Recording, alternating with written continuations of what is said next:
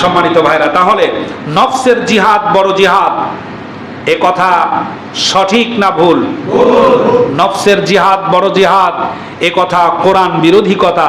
নফসের জিহাদ বড় জিহাদ, এটা হাদিস বিরোধী কথা। আমি 13টা হাদিস এক জায়গায় করেছি, মুসলিম, বুখারী, নাসাই থেকে। আল্লাহ পাক ময়দানে যারা জিহাদ করছে দিন প্রতিষ্ঠার জন্য, আল্লাহ রাব্বুল আলামিন তার রাসূল তাদের মর্যাদা সম্পর্কে কি কথা বলেছেন, সুবহানাল্লাহ।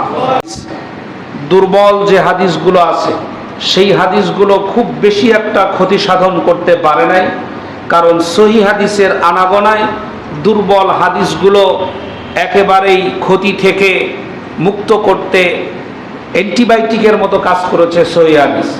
কিন্তু মারাত্মক ক্ষতি করেছে যে হাদিসগুলো, সেই হাদিসের নাম হলো জাল হাদিস। জাল মানে বানানো। জাল দলিলের কোনো মূল্য আছে না। কিন্তু আমাদের দেশে হাদিসের মধ্যে জাল হাদিস চলে 33,000-এরও বেশি। প্রচুর পরিমাণ জাল হাদিস আছে। ডক্টর আব্দুল্লাহ জাহাঙ্গীর রহমাতুল্লাহি আলাইহি, আল্লাহ পাক তাকে জান্নাতের উচ্চ মাকাম দান করেন, বলেন আমিন। তিনি লিখেছেন জাল হাদিসের একটি কিতাব, একটি ভালো করে পড়ে দেখবেন। জাল হাদিসের আনাগোনায় সহি দুর্বল হাদিসগুলো, জাল হাদিসের আনাগোনায় দুর্বল হাদিসগুলো উজ্জীবিত হয়েছে, সহি হাদিসগুলো একেবারে মরে যাওয়ার অবস্থা হয়েছে।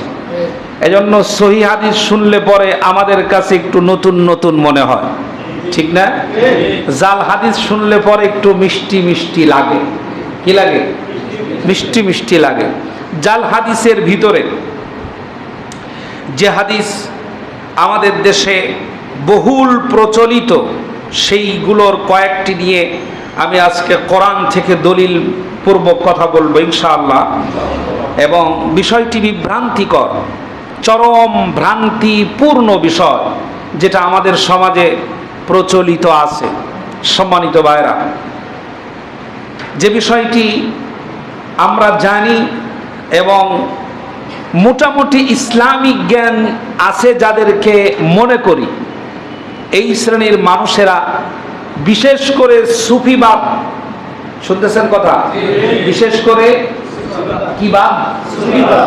সুফিবাদ, অর্থাৎ খানকা তন্ত্র, পীর তন্ত্র, যে বিষয়গুলো যেগুলো আমাদের দেশে আছে, তাদের মধ্য থেকে একটি বিভ্রান্তিকর কথা হলো এই নফসের জিহাদ বড় জিহাদ। শুনেছেন কখনো? নফসের জিহাদ বড় জিহাদ। জিহাদের আবার হাদিসও বানাইছে, হাদিসও বানাইছে। আমি বানাইছে কথাটা এই জন্য বললাম, রাসূল সাল্লাল্লাহু আলাইহি ওয়াসাল্লামের জীবদ্দশায় এমন একটি শব্দ উচ্চারণ করবেন না যেই শব্দটি আল্লাহর বিরুদ্ধে যায়। এটা কি সম্ভব? এই বিশ্বাস যদি আপনার না থাকে তাহলে ঈমানের ঝামেলা হয়ে যাবে। আল্লাহ এবং রসুলের মধ্যে ঝগড়া লেগেছে, আল্লাহ বলেছেন একটি, রসুল সাল্লাল্লাহু আলাইহি ওয়াসাল্লাম বলেছেন আরেকটি। এমনটি হতে পারে না, কখনো না, কোনদিন না। এ পর্যায়ে এসে অনেক হাদিস কোরআনুল কারীমের আয়াতের সরাসরি বিরোধিতা করে। অনেক হাদিস, যে হাদিসগুলোর ধরন দেখলে বোঝা যায় এগুলো মিষ্টি আকারে মানুষকে খাওয়ানোর জন্য কিছু পণ্ডিত মহাশয়রা নিজেদের স্বার্থ চরিতার্থের উদ্দেশ্যে নতুন নতুন শব্দ সংযোজন করে পুরো হাদিসটির মূল উদ্দেশ্য এবং বিষয়বস্তুটাকে ভিন্ন খাতে প্রবাহিত করেছে। খেয়াল করুন, নফসের জিহাদ বড় জিহাদ, বিভ্রান্তিকর কথা যেটা, নফসের জিহাদ বড় জিহাদ। হাদিসও বানাইছে, সেটা হলো এই জিহাদে আসগর আর জিহাদে আকবার। জিহাদে আসগর হলো ময়দানের জিহাদ,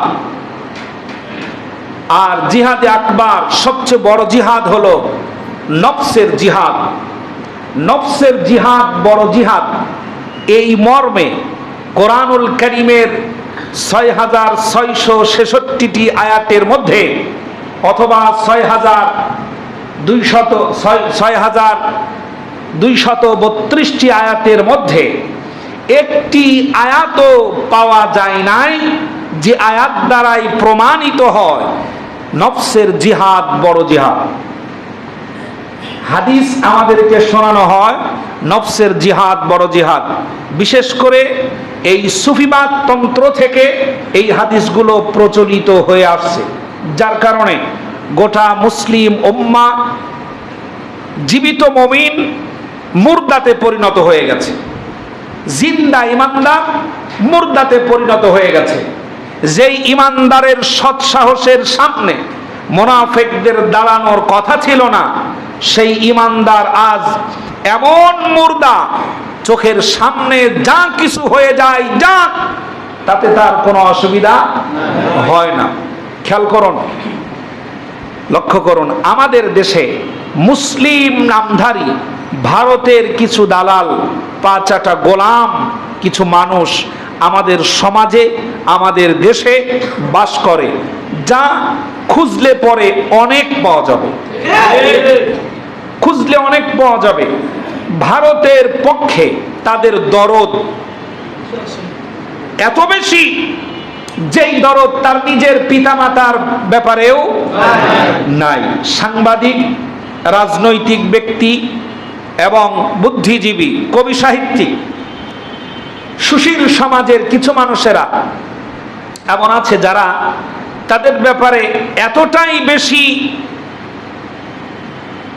আবেগপ্রবণ, তাদের জন্য এত মায়া যে তার নিজের পরিবারের ব্যাপারেও এতটা মায়া হয় না।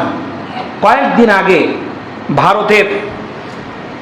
ভারতের মুসলিমদের একটি মেয়েকে ধর্ষণ করে লজ্জাস্থানে পাইপ প্রবেশ করিয়ে তাকে শহীদ করে দিল।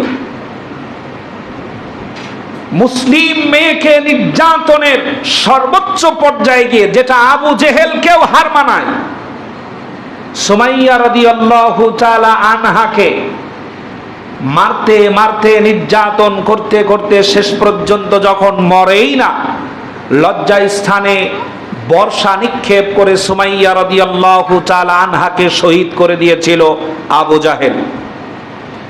ভারতের আবু জাহেলের প্রেতাত্মা উত্তরসূরি মুসলিম বন্টার উপরে পাশবিক নির্যাতন চালিয়ে লজ্জাস্থানে পাইপ দ্বারা আঘাত করে তাকে হত্যা করলো। আমার দেশের সুশীল সমাজ এই মুসলিম সমাজে বসবাস করার পরেও এখন পর্যন্ত কোনো সাংবাদিক এবং কোনো চ্যানেলের কোনো মাথা ব্যথা নাই, একটা চুল শব্দ করবে না। কিন্তু আমাদের দেশে দেশের স্বার্থ রক্ষার্থে যদি কোনো ব্যক্তির উপরে কঠোর ব্যবস্থা গ্রহণ করা হয়, সেটা নিয়ে সুশীল সমাজের চুল একটাও শোয়া থাকে না, সবগুলি খাড়া হয়ে যায়। মাঝে মধ্যে নিজেদের পরিচয় মুসলিমও দেয়, যাদেরকে আমরা বুঝাইতেই পারিনি। বিভ্রান্তিকর নানান কথা দিয়ে যাদের চাদর দিয়ে ঢাকা, প্রকৃত বিষয় উপলব্ধি করার মানসিকতা তাদের হারিয়ে গেছে। সম্মানিত ভাইরা, আরেকটি বিষয় সামনে নজরে এসেছে, সেটা হলো চলছে এসএসসি পরীক্ষা। কি চলছে? এসএসসি পরীক্ষা, এবং এইচএসসিও শুরু হয়েছে না? এইচএসসিও শুরু হয়েছে। সকল ছাত্র ছাত্রীদের জন্য দোয়া রইল, আল্লাহ পাক যেন সবাইকে ভালোভাবে লেখা এবং পরীক্ষায় ভালো রেজাল্ট করার তৌফিক দান করেন। একটি মেয়ে, তার মা হার্ট অ্যাটাক করেছে, তার সেবায় কিছু সময় পার হয়ে যাওয়ার কারণে সম্ভবত বাংলা কলেজে ঘটনাটি ঘটেছে, মিরপুর বাংলা কলেজে। মেয়েটির কয়েক মিনিট বা কিছু সময় দেরি হওয়ার কারণে কান্নাকাটি করার পরেও তাকে পরীক্ষার হলে প্রবেশ করতে দেওয়া হয় নাই, তার চোখের পানি এই শিক্ষিত মানুষের বিবেক নাড়াতে পারে নাই। তার অবস্থা শিক্ষিত মানুষের বিবেক নাড়াতে পারে নাই, শিক্ষকদের বিবেক নাড়াতে পারে নাই। শিক্ষা মন্ত্রণালয়ের কাজ কি? কোন শিক্ষার্থী যদি জেলখানায় থাকে, ওই অবস্থায় পরীক্ষা দিতে চাইলে এই পরীক্ষা দিতে দেওয়ার সুযোগ করে দেওয়া, এটা তার হিউম্যান রাইটস। কোন শিক্ষার্থী যদি অসুস্থতার কারণে শিক্ষাঙ্গনে উপস্থিত হতে না পারে, মানবাধিকার এটাই বলে বাড়িতে গিয়ে হলেও তার পরীক্ষা দেওয়ার সুযোগ করে দিতে হবে। সেই ক্ষেত্রে একটা মেয়ে, তার বাবা নেই, মা হার্ট অ্যাটাক করলো, পরীক্ষা হলে উপস্থিত হতে কিছু সময় দেরি হলো, শিক্ষকেরা প্রবেশ করতে দিলই না মোটে। আপনি এই শিক্ষিত মানুষগুলো দিয়ে কি করবেন আগামীতে? যাদের বিবেক বলতে কিচ্ছু নাই, এই শিক্ষিত কলেজ ইউনিভার্সিটির লোকগুলাই তো গোটা বাংলাদেশটাকে পুড়িয়ে ছারখার করে দিয়েছে। বাংলাদেশটাকে নষ্ট করেছে কৃষক না,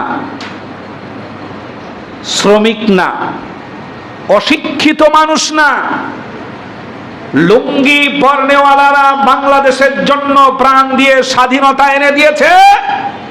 কোট টাই প্যান্ট পরা এক শ্রেণীর শিক্ষিত জানোয়াররা গোটা দেশটাকে ছিন্ন ভিন্ন করে দিয়েছে। শিক্ষা মন্ত্রণালয় এ বিষয়টি ভালো করে নজর করা দরকার। সম্পূর্ণ অধিকারের সাথে ওই মেয়েটার পরীক্ষা দেওয়ার সুব্যবস্থা করার দাবি আমরা জানাই। এবং বাংলাদেশের কোন জায়গায় কোন ছাত্র ছাত্রী কোন দুর্ঘটনার কারণে যদি এরকম হয়, তাহলে তার জন্য আলাদা একটা সুযোগের ব্যবস্থা করে দেওয়া হোক। এটাই হচ্ছে আমাদের বিবেকের দাবি। আল্লাহ পাক আগামীতে শিক্ষা ব্যবস্থা যদি ইসলামিক কোন ব্যক্তিবর্গের হাতে আসে, তাহলে পরে এই যন্ত্রণায় কোন ছাত্র ছাত্রীকে আর কাঁদতে হবে না ইনশাআল্লাহ। সৎ চরিত্রবান মানুষগুলো আগামীতে দেশের দায়িত্ব গ্রহণ করুক, তা কি আপনারা চান? আল্লাহ যেন কবুল করেন, বলেন আমিন। জোরে বলেন আমিন। আপনাদের কাছে যতই তিতা মনে হোক আর যতই খারাপ লাগুক, আমার চাকরি থাক আর না থাক, ইসলামের পক্ষে যেটা বলা দরকার সেটা আমি বলবোই। তাতে বাংলাদেশের কোন জায়গায় আমার ইমামতি থাক বা না থাক, তা আমার পরোয়া নাই। সম্মানিত ভাইরা, আমরা আগামীতে আল্লাহর কোরআনকে পার্লামেন্টে দিতে চাই। আল্লাহ রসুলের সুন্নাহ দিয়ে দেশ পরিচালিত হোক, আমরা এটাই চাই। মাজলুমের চোখে পানি ঝরবে না, কোন নির্যাতিত কোন মেয়ে ধর্ষিতা হবে না, চুরি বন্ধ হয়ে যাবে, ডাকাতি বন্ধ হয়ে যাবে, ধর্ষণ বন্ধ হয়ে যাবে, টাকা পাচার বন্ধ হয়ে যাবে।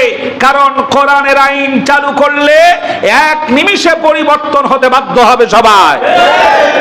এটা ইসলামের পাওয়ার। সুবহানাল্লাহ। এটা কোরআনের কি পাওয়ার, এটা এমন পাওয়ার। আর আপনারা যা বানিয়ে রেখেছেন সংবিধান, দাঁত ভাঙা, ধ্বজভঙ্গ সংবিধান, যার কোনো কাম নাই।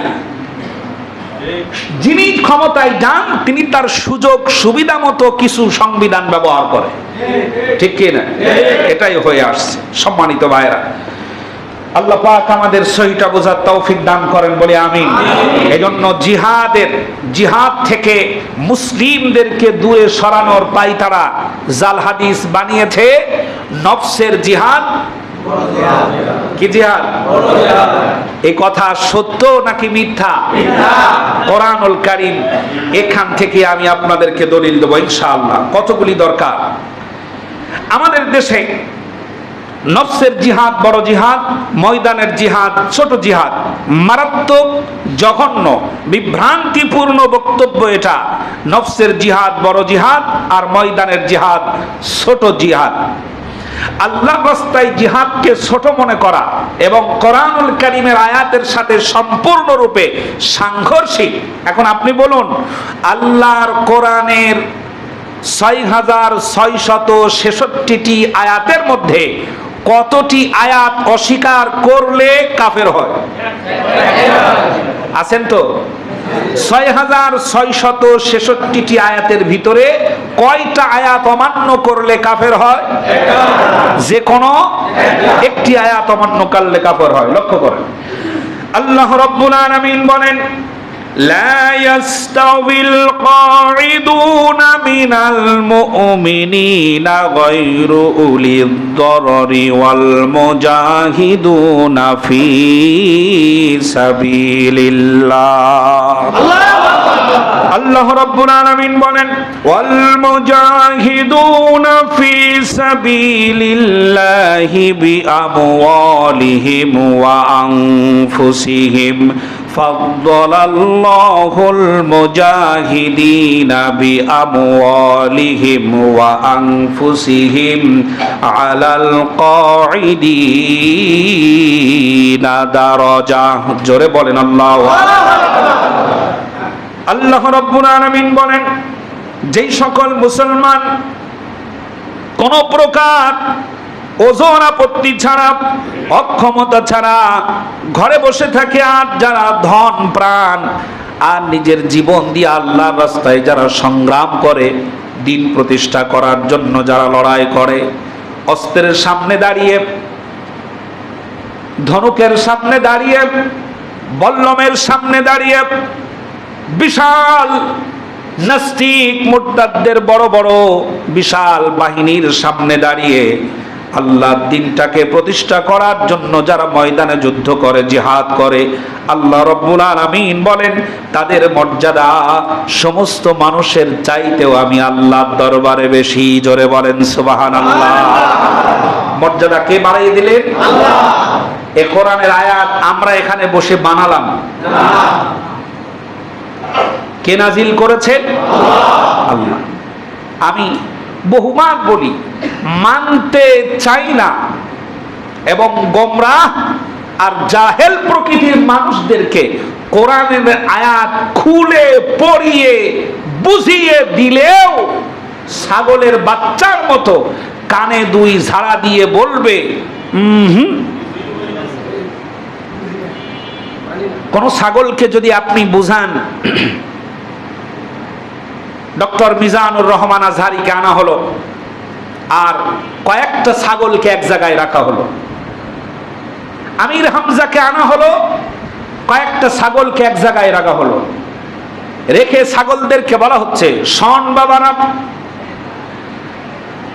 আমি বড় আম্রপালির চারা অথবা বিদেশি আমের চারা এনে আমার গেটের সামনে মাটির ভিতরে পুঁতে দিয়েছি, আমের চারাগুলো দেখতে বড় হৃষ্টপুষ্ট হয়েছে, খবরদার বাড়ি থেকে বের হওয়ার সময় এই চারা গাছে কখনোই মুখ লাগাবি না, কোন অবস্থায় মুখ দিবি না, এইটা করলে তোমার এই পাপ হবে, এইটা যদি অমান্য করা আমি মনিব, আর তুমি আমার বাড়ির পোষা প্রাণী, আমার কথা যদি অমান্য করো তাহলে তোমার এই গুনাহ হবে, এই পাপ হবে। এই নাও কোরআনের দলিল, এই নাও হাদিসের দলিল।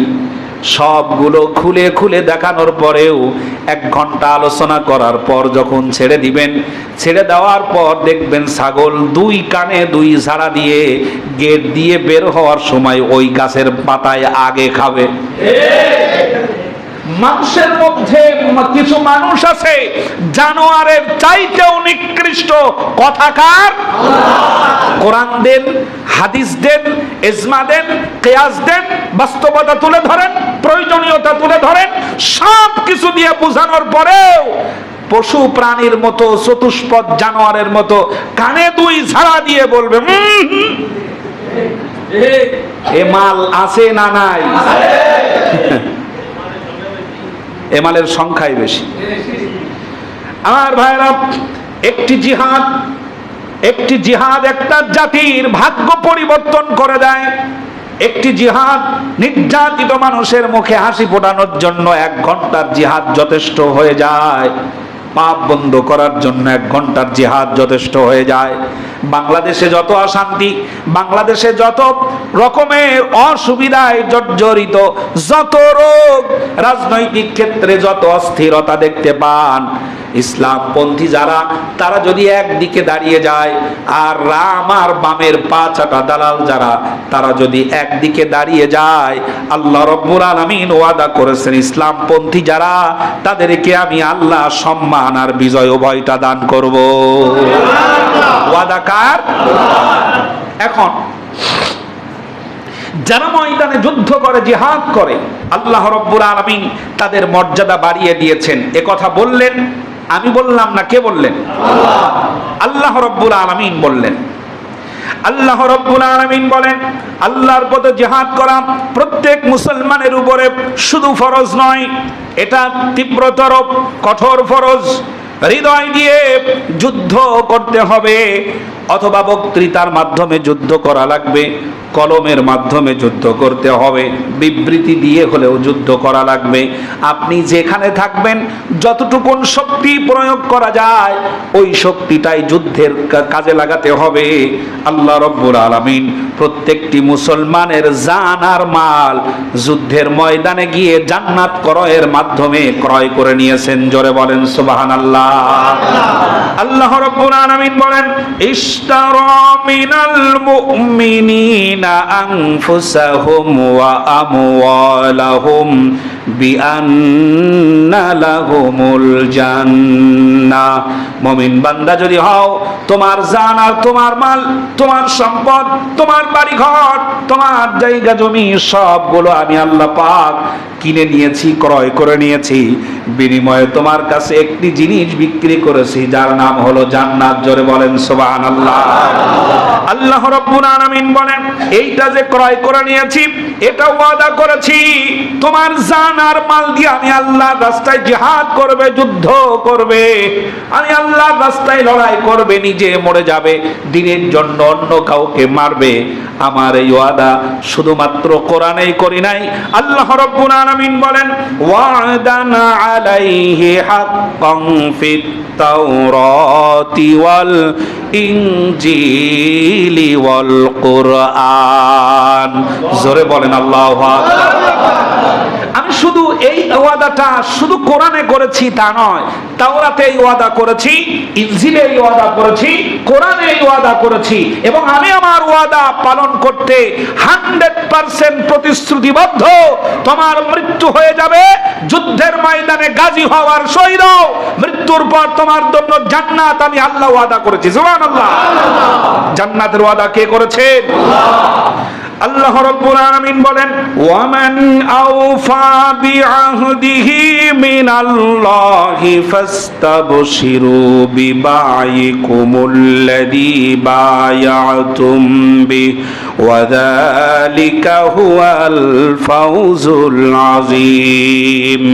জোরে বলেন আল্লাহু আকবার। এই প্রতিশ্রুতি পালন করার ওয়াদা আল্লাহ পাক কোরআনুল কারীমের আরেকটি আয়াতের মাধ্যমে করে দিয়েছেন। আমার এই ওয়াদা পালন হবে, কোনো সন্দেহ নাই। মেম্বার চেয়ারম্যানদের মতো ওয়াদা নয়। এই ওয়াদা কার? জোরে বলেন, ওয়াদা কার? আমি তোমাদের ঘরে ঘরে চাকরি দেব, আমি তোমাদের বাড়ি দেব, গাড়ি দেব, মঙ্গল গ্রহে অফিস বানিয়ে দেব, ইত্যাদি ইত্যাদি সব কিছু দিয়া নির্বাচনের আগে ওয়াদা করলাম, আমার উদ্দেশ্য সাধিত হয়ে যাওয়ার পর আমার সাথে দেখা করার জন্য তুমি আর কোনো অ্যাপয়েন্টমেন্ট পাও না। ঠিক না? অবস্থাটা এরকম হবে না। ওয়াদা করেছেন কে? আল্লাহ। যিনি যত বড়, তার কাছে সাধারণ মানুষের যাওয়া তত সহজ। সবচেয়ে বড় কে? এটা আল্লাহু আকবার বলেন। এই কথার দ্বারাই বলছি, সবচেয়ে বড় কে? আল্লাহ। আল্লাহর কাছে যাইতে কতগুলি গেট পার হতে হয়। আল্লাহর কাছে কথা বলতে, আল্লাহর সাথে কোনো কিছু চাইতে আপনার কোনো আমলা গামলার প্রয়োজন আছে? সরাসরি চাইবেন কার কাছে? আল্লাহর কাছে সরাসরি চাইবেন। প্রধানমন্ত্রীর কাছে আমি যদি যেতে চাই, তাহলে পরে আমি সরাসরি যেতে পারবো না। এখানে আমলা আছে, গামলা আছে, বদনা আছে, থালা আছে, চামচ আছে, বাটি আছে, আছে কি না? এই সব নানান রকমের লোকের গেট পাড়ি দিয়ে তারপরে সচিব আছে, প্রাইভেট সেক্রেটারি, নিজস্ব দেহরক্ষী ইত্যাদি লোকেরা অথবা দায়িত্বপ্রাপ্ত ব্যক্তি গিয়ে বলবে, ম্যাডাম অথবা স্যার, এই লোকটা অমুক গ্রামের, অমুক জেলার, অমুক গ্রামের, অমুক থানার, অমুক গ্রাম থেকে এসেছে আপনার সাথে কথা বলতে, অনেক দিন ধরে চেষ্টা করছে, আমার পর্যন্ত এসেছে, আমি তার বিষয়ে জানি, আমি তাকে চিনি, আপনি একটু তার সাথে সাক্ষাৎ দেন, কথা বলেন। উনি আপনার এতগুলি প্রোটোকল মেনটেন করে সেই পর্যন্ত যেতে হলো এই কারণে যে প্রধানমন্ত্রী আপনাকে চেনে না। কথা শুনতেছেন? প্রধানমন্ত্রী আপনাকে চেনে না, আপনার নামও শোনে নাই জীবনে, আপনাকে চিনার কথাও না, কিন্তু আপনি যার কাছে চাচ্ছেন তিনি কি আপনাকে চিনেন না? মন বেজার হয়ে গেল?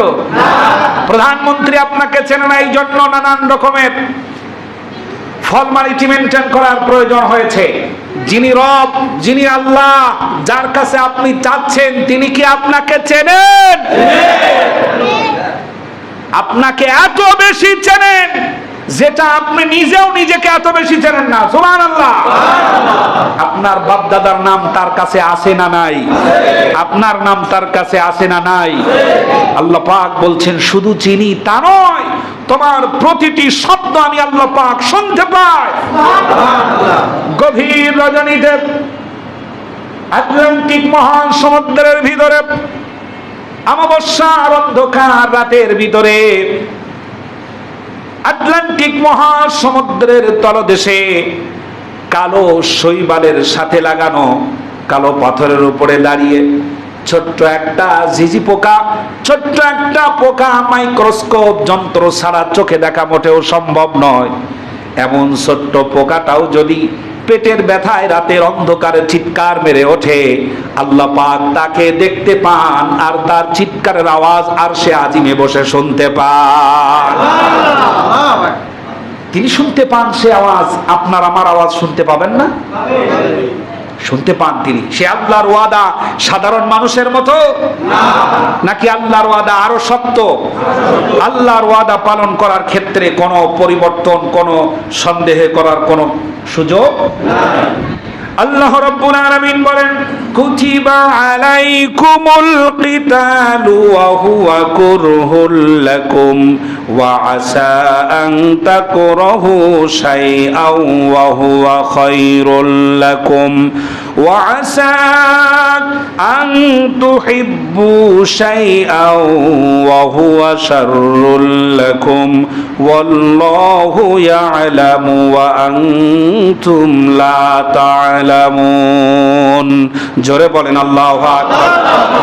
আল্লাহ রাব্বুল আলামিন বলেন, কুতিবা আলাইকুমুল কিতাল ওয়া হুয়া কুরহুল লাকুম। এই আয়াতের পাশাপাশি আরেকটি আয়াতের কথা আমরা খুব সহজে বুঝতে পারি, কুতিবা আলাইকুমুস সিয়াম। কুতিবা আলাইকুমুস সিয়াম, তোমাদের উপরে রমজান মাসের রোজা ফরজ করা হয়েছে। এই কথাটা বাংলাদেশের যত ইমানদার মানুষেরা সহজে গ্রহণ করতে পারে, পরের আয়াতেই আল্লাহ বলছেন কুতিবা আলাইকুমুল কিতাল, তোমাদের উপরে যুদ্ধ জিহাদ করা ফরজ করা হয়েছে। এই কথা বললে পরে বলে হুজুর রাজনীতির আলোচনা করে। হাইরে যুগের ইতিহাস পাতিহাস। কুতিবা আলাইকুমুস সিয়াম মেনে নাই আওয়ামী লীগ, বিএনপি, জামাত, জাতীয় পার্টি, তাবলীগ, পীর মুরিদি, আটরশি, নয়রশি, ফুলেশ্বরী, সুরেশ্বরী, রাজারবাগ, যত মানুষ আছে কুতিবা আলাইকুমুস সিয়াম এক বাক্যে মেনে নাই। কুতিবা আলাইকুমুল কিতাল, যুদ্ধ করা, জিহাদ করা ফরজ। এই কথা বললেই হুজুর রাজনীতির আলোচনা করে। এর চাইতে কপাল পুরা আর কেউ হতে পারে না। কোরআনের কতটি আয়াত অমান্য করলে কাফের হয়?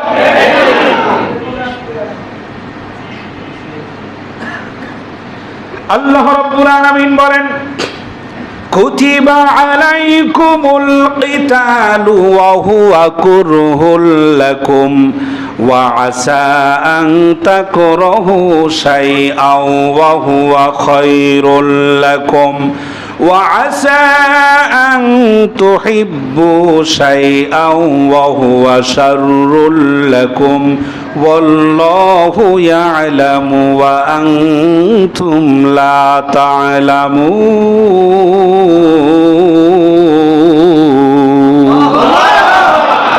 আল্লাহ পাক বলছেন জিহাদ করা তোমাদের উপরে ফরজ করা হলো। কি করা হলো? ফরজ করা হলো। ওয়া হুয়া কুরহুল লাকুম, যদিও এটা তোমাদের পছন্দ হয় না। আসা আন তাকরাহু শাইআন ওয়া হুয়া খায়রুল লাকুম, হতে পারে যেই জিনিসটা তোমরা পছন্দ করছো না ওইটার ভিতরেই তোমাদের জন্য কল্যাণ নিহিত আছে। সুবহানাল্লাহ, সুবহানাল্লাহ পড়েন। এই যুক্তিকার, এই আয়াতকার, এই কথাটা কার? যেটা তোমরা পছন্দ করো না ওইটার ভিতরেই কি আছে? কল্যাণ নিহিত আছে। আজ লক্ষ্য করেন, মাথা ঠিক আছে তো? একটু খেয়াল করেন। আসা আন তাকরাহু শাইআন ওয়া হুয়া খায়রুল লাকুম, যেটা তোমরা পছন্দ করছো না ওটার ভিতরে কি আছে? এই কথা কার? অ্যান্টিবায়োটিক ঔষধ, এটা কি ইনজেকশন? এটা কি আরামদায়ক? না। এটা কি পছন্দ করার মতো? না। এরপর কোন লোক যদি বিষ পান করে, এই বিষের বিষক্রিয়াকে নষ্ট করার জন্য উল্টো তাকে আবার বিষের ইনজেকশন করা হয়। আপনারা হাসপাতালগুলোতে গেলে বিষ পান করার যে ওয়ার্ড থাকে ওই ওয়ার্ডে গিয়ে দেখবেন যে বিষ পান করার রোগী হাত পা জোরে জোরে ছুটতাছে, কোরবানি গরুর মতো ছটফট করছে, আর কয়েকজন মানুষ তাকে ধরে রেখেছে অথবা বেল দিয়ে তাকে বেঁধে রেখেছে। আপনি যান, ডাক্তারকে জিজ্ঞেস করেন, ভাই লোকটা এরকম উল্টো পাল্টা করছে কারণ কি? বিষ পান করে আসছে, বিষ তোলা হয়েছে ঠিকই, কিন্তু আমাদের সন্দেহ হচ্ছে বিষ এখনো তার শরীরে কিছু রয়ে গেছে। এখন কোথায় কোন জায়গায় কিভাবে আছে, পুরো শরীর থেকে এই বিষের বিষক্রিয়াটাকে নষ্ট করার জন্য উল্টো আরেকটা বিষ তার শরীরে প্রয়োগ করা হয়েছে। দুই বিষের ঝগড়া, দুই বিষের অ্যাকশন রিয়াকশন যখন শুরু হয় তখন মানুষের অবস্থা এই হয়। যদিও সেটা তার ভালো লাগে না, যারা দেখছে তাদেরও ভালো লাগে না, যাকে ইনজেকশন দেওয়া হলো তারও ভালো লাগছে না, যন্ত্রণার কোপে অস্থির হয়ে গেছে, তারপরেও তাকে এই বিষ দেওয়া হলো এই জন্য যেন তার জীবন বাঁচে, যেন তার জীবন। আসা আন তাকরাহু শাইআন ওয়া হুয়া খায়রুল লাকুম, তোমরা পছন্দ করছো না কিন্তু ওটার ভিতরেই তোমাদের জন্য কি আছে? কল্যাণ আছে। এবার আসেন, বাংলাদেশের মুসলমানেরা সবচাইতে বেশি অপছন্দ করে আল্লাহর কোরআন পার্লামেন্টে যাক, সবচেয়ে বেশি অপছন্দ করে।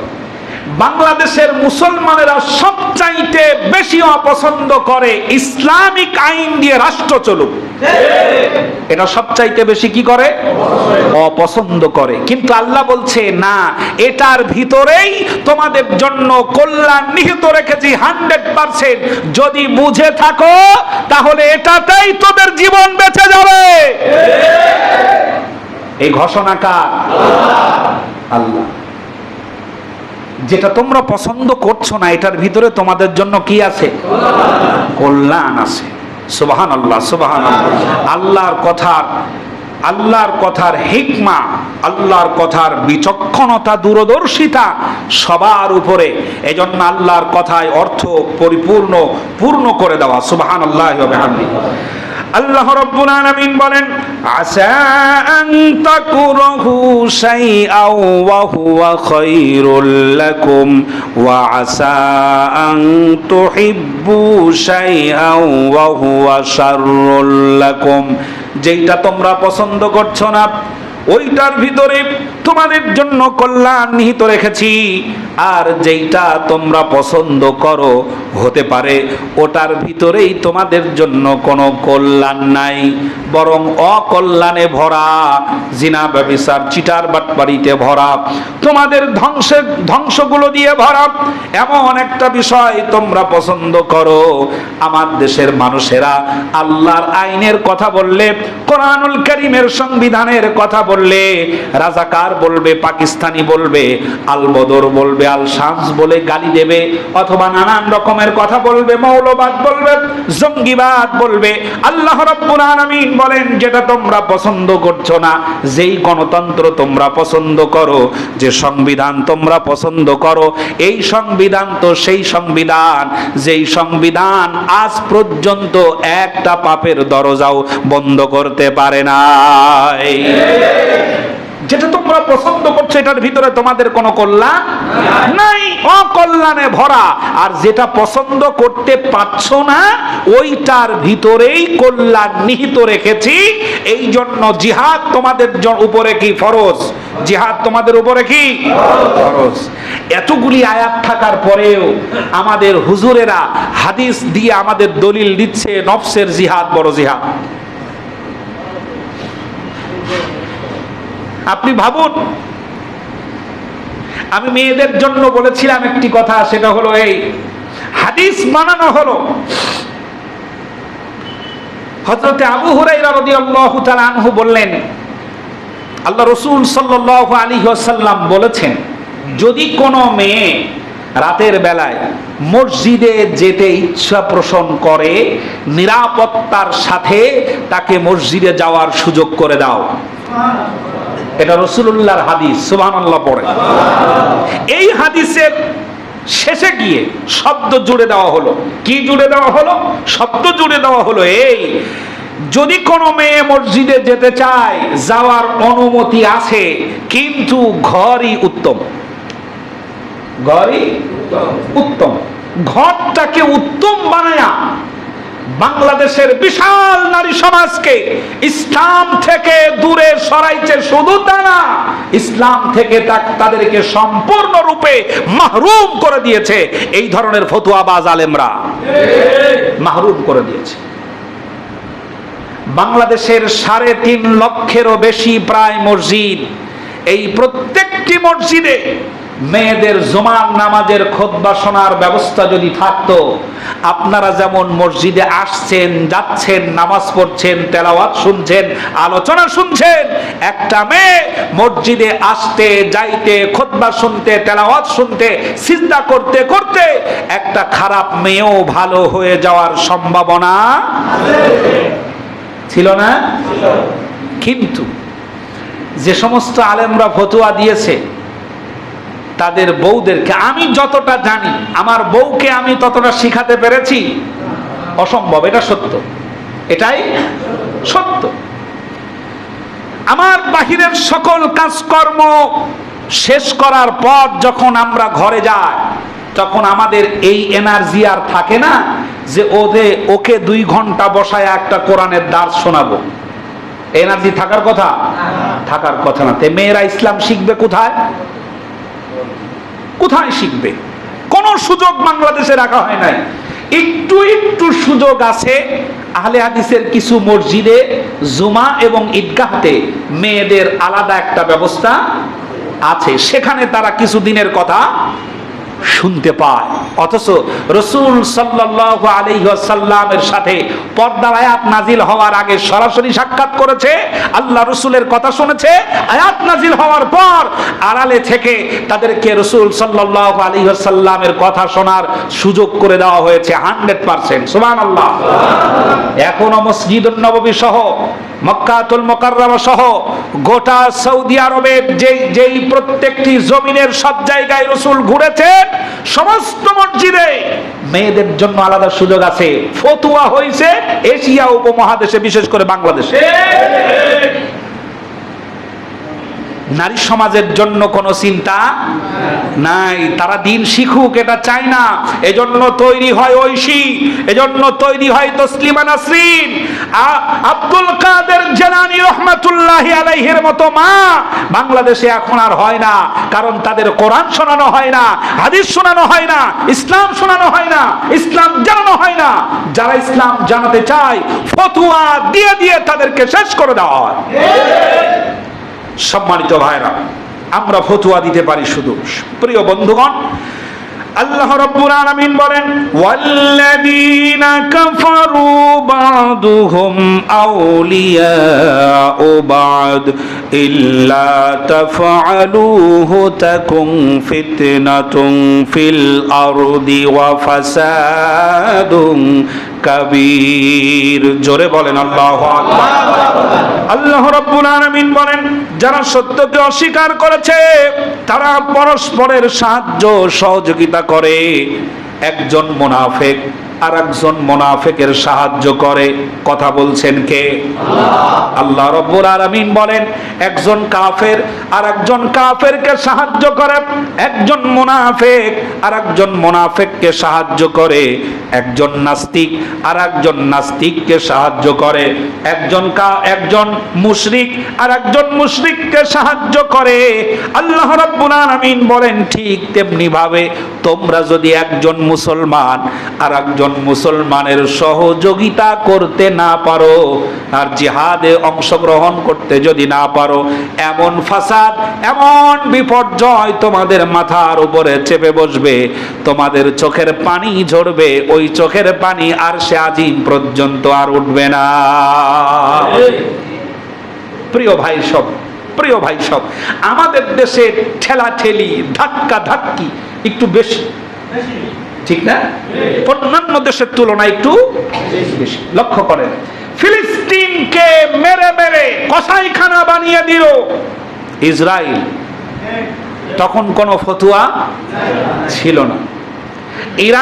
ইরান যখন তার সকল সামরিক শক্তি প্রয়োগ করে ইসরায়েলকে দিশেহারা করে দিচ্ছে, তখন আমাদের দেশের কিছু পাতি মৌলবীরা, অজ্ঞ কিতাবী মৌলবী যাদেরকে বলা হয়, কিতাবী আলেম যাদেরকে বলা হয়, দেশের পরিস্থিতির সম্পর্কে কোনো ধারণাই নাই, এমন মানুষেরা এখন ফতোয়া দিচ্ছে ইরানের আকীদা ভালো না।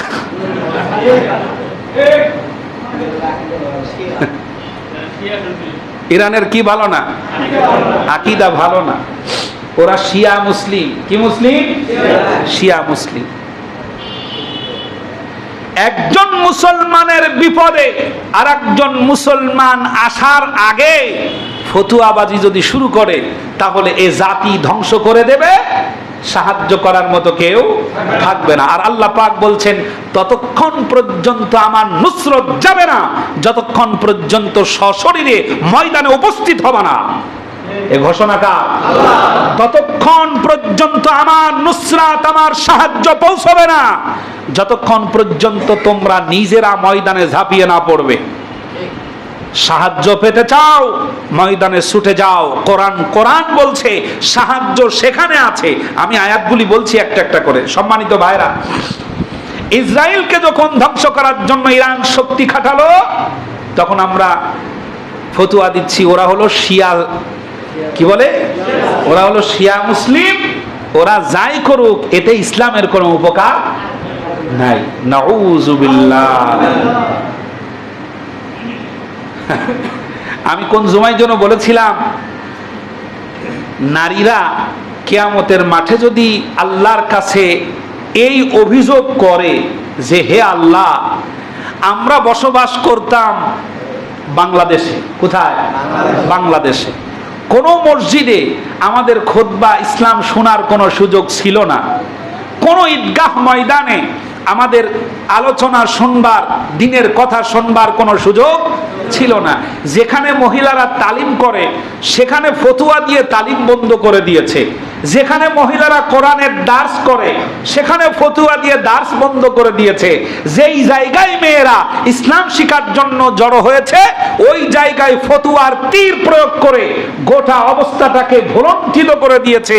হে আল্লাহ, এই দিন শিখতে না পারার কারণে এর পিছনে যারা দায়ী তাদের উপরে, তাদের বিরুদ্ধে তোমার দরবারে মামলা দায়ের করলাম। বাংলাদেশের হানাফি মাযহাবের বিশেষ করে অধিকাংশ আলেম ওলামা এই মামলা খেয়ে বসে থাকবে। এরাই ফতুয়াবাজি করে বেশি। আল্লাহ হেফাজত করেন, বলেন আমিন। মুসলমানদের রক্ত ঝরেছে, শিশুদেরকে হত্যা করা হয়েছে, ছোট্ট বাচ্চাদের পা ধরে দুই খণ্ড করে দেওয়া হয়েছে ছিঁড়ে। বোমার আঘাতটা এত তীব্রতর হয়েছে, বোমার আঘাতে মাটির মানুষ আকাশে উড়ে গেছে, ঘর বাড়ি নষ্ট হয়ে গেছে, ছোট্ট বাচ্চাদের চোখের পানি আর সে আজিম পর্যন্ত কেঁপে উঠেছে। তোমাদের কিচ্ছু হয় নাই, কোনো আসে যায় নাই তাতে। এখন সেই ইসরাইলকে ধ্বংস করার জন্য আর একজন মুসলমান ভাই যখন পাশে দাঁড়ালো তখন তুমি ফতুয়ার তীর দিয়ে তাকে আঘাত করতে চাও।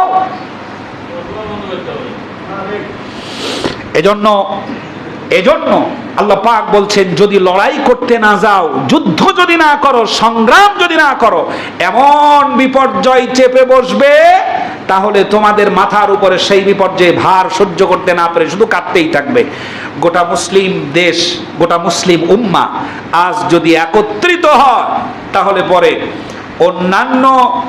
অন্যান্য ধর্মাবলম্বী বা মুসলিম বিরোধী, মুসলিমদেরকে ধ্বংস করতে চায় এমন শক্তিশালী যারা আছে, আমি বিশ্বাসের সাথে বলছি মুসলিম দেশগুলো যদি এক হয়ে যায়, অন্য ধর্মাবলম্বী বা মুসলিমদের বিনষ্টকারী যারা শক্তিশালী কাফের বেঈমান মুশরিক যারা আছে তাদের রাতের ঘুম হারাম হয়ে যাবে। মুসলিম দেশগুলো এখনো যদি এক হয়, সীসা ঢালা প্রাচীরের মতো যদি এক হয়ে যায়, কে শিয়া, কে সুন্নি, কে পীর মুরিদি, কে তাবলিগি, কে সরমুনাই, কে জামাত, কে জাতীয় পার্টি দেখার কোনো দরকার নাই।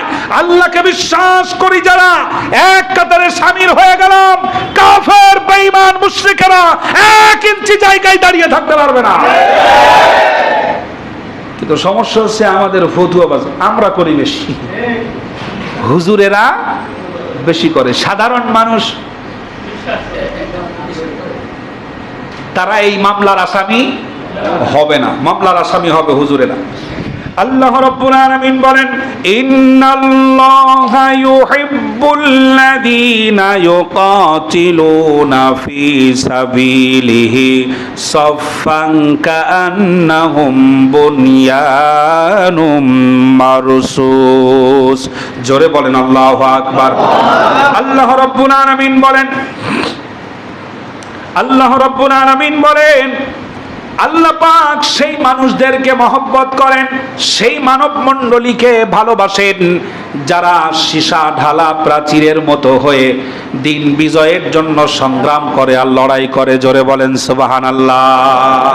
কথাকার আল্লাহর দিন প্রতিষ্ঠার জন্য যারা সীসা ঢালা প্রাচীরের মতো লড়াই করে, সংগ্রাম করে, আল্লাহ পাক তাদেরকে ভালোবাসেন। আমি কোরআন থেকে বলছি, এই আয়াতগুলো কি আমরা বানাচ্ছি? হ্যাঁ, আরো আছে।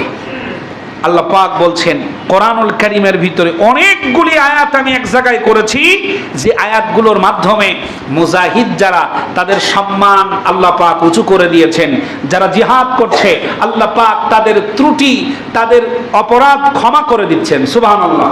ক্ষমা করার ঘোষণা দিচ্ছেন। দিন বিজয়ের জন্য একজন ব্যক্তি যুদ্ধের ময়দানে চলে গেছে, কিন্তু তার পিছনের জীবনে অনেক অপরাধ রয়ে গেছে। আল্লাহ রাব্বুল আলামিন বলছেন তার অপরাধ ক্ষমা করে দেওয়া হবে। তখনই দিন বিজয়ের জন্য ময়দানে লড়াই করতে গিয়ে শরীরের রক্ত জমিনে যখন পড়তে শুরু করেছে, জমিন স্পর্শ করার আগেই তাকে মাফ করে দেওয়া হবে। ঘোষণা কার? এই সমস্ত এতগুলি আয়াত যেখানে সেখানে পীর সাহেবরা আমাদেরকে শিখাচ্ছে নফসের জিহাদ বড় জিহাদ। এইটা বোঝানোর জন্যই এত কথা। খেয়াল করেন, নফসের জিহাদ বড় জিহাদ। হ্যাঁ, নফসের ব্যাপারে কোরআনুল কারীমের ভিতরে স্পষ্ট বক্তব্য আছে, স্পষ্ট বক্তব্য আছে। নফস একটা, নফস কয়টা? একটা। এই নফসের অবস্থান কোরআনুল কারীমে তুলে ধরা হয়েছে তিনটা। কয়টা? তিনটা। রূপ দেওয়া হয়েছে কয়টা? তিনটা। একটা হচ্ছে নফসে মুতমাইন্না, ইয়া আইয়াতুহান নাফসুল মুতমাইন্না ইরজিই ইলা রাব্বিক, এটা হচ্ছে নফসে মুতমাইন্না। আরেকটা হলো নফসে আম্মারা, ওমা উবাররিউ নাফসি ইন্নান নাফসা লাআম্মারাতুম বিসসুই, কোরআনের আয়াত 13 নম্বর পারায় পাবেন। আরেকটা হলো নফসে লাওয়ামা, লা উকসিমু বিয়াউমিল কিয়ামা ওয়ালা উকসিমু বিন-নাফসিল লাওয়ামা। আল্লাহু আকবার। কোরআনে নফস সম্পর্কে এই তিনটি আয়াত তিনটি জায়গায় আপনি পাবেন। তিনটি নফসের ব্যাপারে কোরআনের কারিমার ভিতরে আলোচনা করা হয়েছে। বিষয়টা হলো এই, যেই লোকটা গুনাহের কাজ ছেড়ে দিতে দিতে গুনাহর কাজটা তার কাছে চরম বিতৃষ্ণা খারাপ লাগে, এই মানুষগুলোকে, এই নফসধারী লোকগুলোকে বলা হয় নফসে মুতমাইন্না। আর একটা মানুষের অন্তর আছে, কিছু মানুষের হৃদয়ে এমন আছে যেই মানুষগুলো গুনাহের কাজ দেখলে ভয় পায়, আখিরাতের কাজে শান্তি লাগে, ভালো কাজে শান্তি লাগে, খারাপ কাজে অশান্তি লাগে। এক জায়গায় গুনার কাজ হচ্ছে, কিছুই করতে পারছে না, কিন্তু অশান্তিতে জ্বলে পড়ে শেষ হয়ে যাচ্ছে। এগুলো নফসে মুতমাইন্না। সুবহানাল্লাহ পড়ে। আর আরেকটা হলো ভালো কাজও করে, মন্দ কাজও করে। নামাজ পড়তে যেমন সবার আগে, তাফসীর মাহফিলে যেমন সবার আগে, ঈদগার মাঠে যেমন সবার আগে পৌঁছে যায়, যাত্রার প্যান্ডেল যখন হয় সেখানেও সবার আগেই থাকে। এরকম বান্দা আছে না? আছে। এগুলো নফসে লাওয়ামার লোক, এদিকেও থাকে ওদিকেও থাকে। আর নফসে আম্মারা হলো ভালো কাজ দেখলে পরে তার মাথায় আগুন ধরে যায়। মসজিদ বানাবে, সহ্য করতে পারে না। মসজিদের আজান, মাইকের আজান সহ্য হয় না। কোরআন তেলাওয়াত সহ্য হয় না। রাতের বেলায় তাহাজ্জুদের জামাত হচ্ছে, সহ্য হচ্ছে না। ইসলামিক কর্মকাণ্ড যা হয় সহ্য হয় না। এই মানুষগুলোকে বলা হয় নফসে আম্মারার লোক। খারাপ ছাড়া ভালো কার কখনোই তাদের কাছে ভালো লাগে না। এই মানুষগুলো, যেমন ধরেন ওই যে গত রমজানের ভিতরে সম্ভবত সিলেটের কোন একজন লোক, সে মসজিদে গিয়ে হুজুরদেরকে বলছে, খবরদার মাইকের আজানের শব্দ ভলিউম কমায় দাও। কেন? কয় ভলিউম কমায় দেবা এই জন্য, এই আজানের শব্দে আমার চরম ব্যাঘাত হয়। কি ব্যাঘাত হয়? কয় আমার ঘুম নষ্ট হয়, আমার বাড়িতে এত বড় আওয়াজ, এই আওয়াজ শুনতে আমার চরম কষ্ট হয়, আপনারা এই মাইকের আওয়াজ কমায় দেন। মুয়াজ্জিন বলছে, এটা তো আমি বলতে পারবো না। কয় বেটা, যদি এই আওয়াজ না কমায় আগামীতে মসজিদে 1 টাকাও দেব না। মসজিদের আওয়াজ সহ্য করতে পারে না। এ নফসে আম্মারা। খারাপ কাজ হলে ভালো লাগে। ঘরের ভিতরে বিরাট বড় বক্স দিয়ে এমন জোরে গান বাজায় মাটি শুদ্ধা কাঁপে, তখন তার কোনো খারাপ, একটু সুখ সুখ লাগে। আর যখন আজানের শব্দ শোনে তখন কি লাগে? খারাপ লাগে। এগুলো হচ্ছে নফসে আম্মারা। এই নফস সম্পর্কে কোরআনুল কারীমের ভিতরে স্পষ্ট কিছু বর্ণনা এভাবে আল্লাহ পাক করেছেন। এ বিষয়েও আমি পড়াশোনা করেছি। কিন্তু নফসের জিহাদ বড় জিহাদ বলে ময়দানের জিহাদ থেকে উজ্জীবিত মুসলমানদেরকে দূরে সরানোর পাঁয়তারা যারা করেছে, তাদের জন্যই ইসলামের আজ এই বেহাল দশা। ফতুয়াবাজি করে করে আমরা ভালো জিনিসগুলোকে নষ্ট করে দিই। লক্ষ্য করেন, খুব সূক্ষ্ম কথা লক্ষ্য করেন, ইংরেজি শিক্ষা হারাম হারাম বলে আমরা ছেড়ে দিলাম, নিয়ে গেল খ্রিস্টানেরা। কারা নিয়ে গেল? খ্রিস্টানেরা। আমরা টেলিভিশন দেখা হারাম হারাম বলে আমরা এটাকে ছেড়ে দিলাম, প্রতিটি চ্যানেল চলে গেল ইসলাম যারা চায় না তাদের হাতের মুঠার ভিতরে। আজ আমরা বসে বসে কাঁদি, আজ আমরা বসে বসে কাঁদি। ওই টেলিভিশন ইসলামের বিরুদ্ধে বলে, ওই চ্যানেল ইসলামের বিরুদ্ধে বলে, ওই চ্যানেল ইসলামের বিরুদ্ধে বলে, এগুলো দেখি আর আমরা হাত পা আছাড় মারি আর নিজের কপাল চাপড়ে থাকে, হায় আফসোস, সত্য বলার লোক কি কেউ নাই? থাকবে কেমনে? ওখানে তো থাকার কথা ছিল তোমার, ওটাকে তোমরা ছেড়ে দিয়েছো। পুরো মিডিয়ার জগৎ ইসলামিক লোক, ইসলামিক মনা লোকগুলি মিডিয়ার জগতে কারোর পদার্পণ নাই। আছে যে কয়েকজন, গুণে পাবেন, গুণে পাবেন, সংবাদ প্রচার করে, খবর পড়ে, ইসলামিক স্টাডি নিয়ে লেখাপড়া যারা করেছে এরকম কয়েকজন আছে যারা কয়েকটা চ্যানেলে কাজ করে। এসবগুলো বলে বলে আমরা সব হাতছাড়া করে দিয়ে এভাবে করে আমরা বসে আছি। আজ মুসলিমেরা, আজ মুসলমানদের কাছে, খেয়াল করেন, আজ মুসলমানদের কাছে কোনো অস্ত্র নাই, আছে? পৃথিবীর ভিতরে একটা পারমাণবিক শক্তি কি যেন এখানে আছে, পরমাণু শক্তি একটা কেন্দ্র, যেটা নিয়ে আমেরিকার কোনো মাথা ব্যথা নাই। আমাদের দেশে আছে না পরমাণু শক্তি? এটা নিয়ে আমেরিকার কোনো মাথা ব্যথা নাই, কারণ জানে ওখানে আবর্জনা ছাড়া আর তেমন কিছু নাই। মুসলিমদের, মুসলিম জনগোষ্ঠীর কাছে কোনো বোমা নাই। আল্লাহ পাক বলছেন কোরআনের আয়াত, যুগ উপযোগী অস্ত্র দিয়ে যুদ্ধ করো, জিহাদ করো।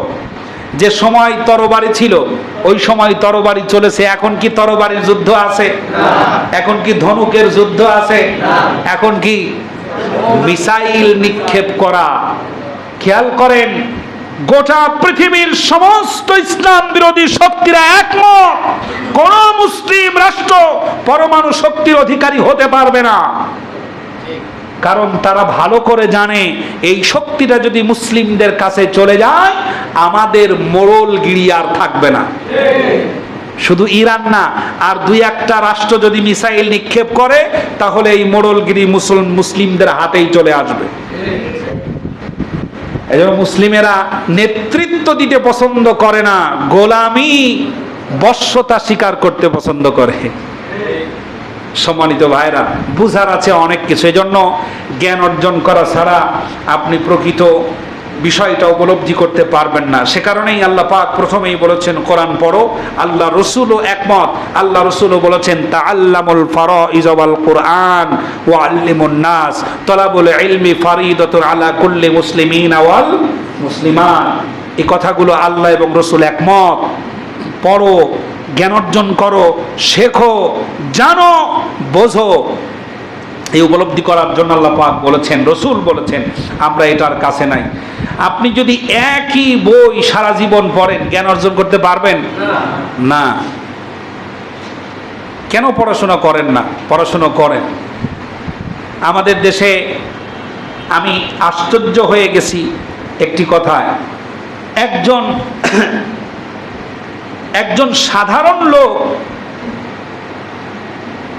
সাধারণ লোক, সেই লোক বলছে আমি অমুক মসজিদে নামাজ পড়তে যাই না। কেন? বলে হুজুরকে আমার পছন্দ হয় না। কি কারণে? উনি যেই কথাগুলো বলে সে কথাগুলো আক্রমণাত্মক এবং সেই বিষয়গুলো রাজনৈতিক ক্ষেত্রে বেশি ধাবিত হয়, এই জন্য যায় না। তাকে যদি আমি বিশ্লেষণ করে দেখলাম, সারাদিন যদি আপনি রোলারে ধরে পিষেন, রোলার চেনেন তো, রোলার দিয়ে যদি পিষেন, তারপরেও কথা বোঝার জন্য যে জ্ঞানটা দরকার সেই জ্ঞানের 1% তার ভিতরে নাই। যার ভিতরে জ্ঞান নাই সে এখন বর্তমান বড় ফতুয়াবাজ। ফতুয়া দেয় কারা? জ্ঞানীরা চুপ করে বসে থাকে আর মূর্খরা কি দেয়? ফতুয়া দেয়। আরে সুবহানাল্লাহ, ভাব দেখলি মনে হয় কি জানে গো। আল্লাহ হেফাজত করেন, বলেন আমিন।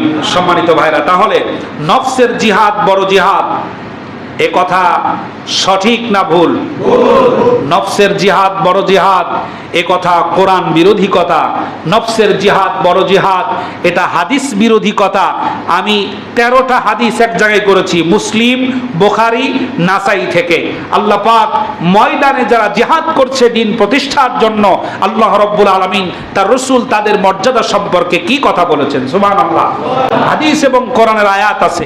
আমাদের দেশের পীরেরা, আমাদের দেশের সুফিবাদ, আমাদের দেশের বুজুর্গ, আমাদের দেশের কিছু ধ্বজা ধরা রোগাক্রান্ত ঈমানদার আমাদেরকে শিখায় নফসের জিহাদ বড় জিহাদ, ময়দানের জিহাদের কোনো প্রয়োজন নাই।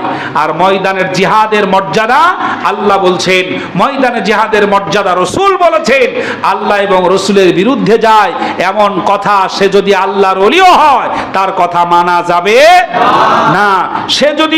সে যদি বড় শিক্ষিত ব্যক্তিও হয় তার কথা মানা যাবে না। মানবেন তারটা যারটা কোরআনের সাথে আর হাদিসের সাথে কি থাকবে, মিল থাকবে। আল্লাহ আমাদের বুঝার তৌফিক দান করেন, বলেন আমিন। দেখা হবে আগামী জুমায় বাকি অংশ নিয়ে ইনশাআল্লাহ।